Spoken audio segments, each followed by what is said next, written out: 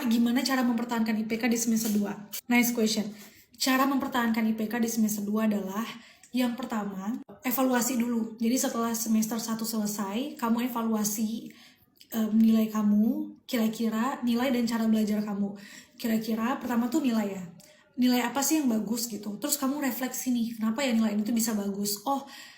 Ternyata pas ujiannya kemarin mungkin apa yang kamu lakukan gitu sampai kamu bisa dapat nilai tinggi. Atau misalnya kayak, di mata kuliah ini kan kemarin ada presentasi ya, kayaknya nilai aku bagus karena aku cukup speak up dan vokal tuh di presentasi itu gitu. Jadi kayak kamu evaluasi, kamu refleksi cara belajar kamu. Nah, kira-kira mana yang works? Apakah kamu tuh tipe yang belajar sendiri lebih masuk, atau misalnya harus belajar berkelompok gitu. Terus juga misalnya kayak kamu tuh tipe yang ngerjain tugas tuh harus deadliner kah, atau harus dicicil kayak gitu-gitu. Kamu harus sudah punya form untuk menjadi bekal lanjut ke semester 2-nya.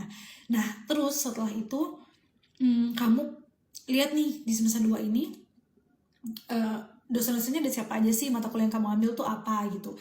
Nah, kamu kenalilah tipe-tipe dosennya, karena at the end of the day ya, yang menentukan nilai kita itu kan adalah dosen ya. Jadi kayak kita tuh juga harus paham gimana sih cara penilaian dosen ini. Dosen ini tuh lebih condong menilai seperti apa, karena ada beberapa dosen nih teman-teman, kayak misalnya kalian tuh udah bagus, pintar lah jawabnya segala macem, tapi misalnya dia tuh tipe yang disiplin gitu. Jadi kayak kalau kalian orang yang telat-telatan, atau misalnya kalian menggunakan outfit yang tidak sesuai dengan aturannya, bisa aja nilai kalian kecil. Kenapa? Karena dia tipe yang menilai dengan disiplin misalnya kayak gitu. Jadi kayak penting banget untuk mengenal dosen yang mengajar kalian tuh tipe menilainya seperti apa.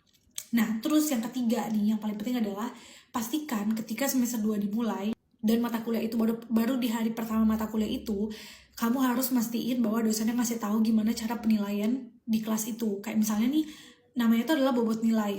Jadi kayak biasanya dosen akan ngasih tahu di semester ini, di mata kuliah ini, cara penilaiannya seperti apa. Misalnya ada 100% kan, misalnya 30%-nya misalnya dari soal ujian tengah semester misalnya, terus 30 lagi dari ujian akhir semester, 40-nya misalnya 20 dari presentasi, 20 dari esai gitu misalnya. Atau kayak pokoknya bobot presentasinya itu kamu harus tahu secara clear di semua mata kuliah dan di semua dosen. Nah, itulah yang akan menjadi pegangan kamu untuk semester 2 ini gitu.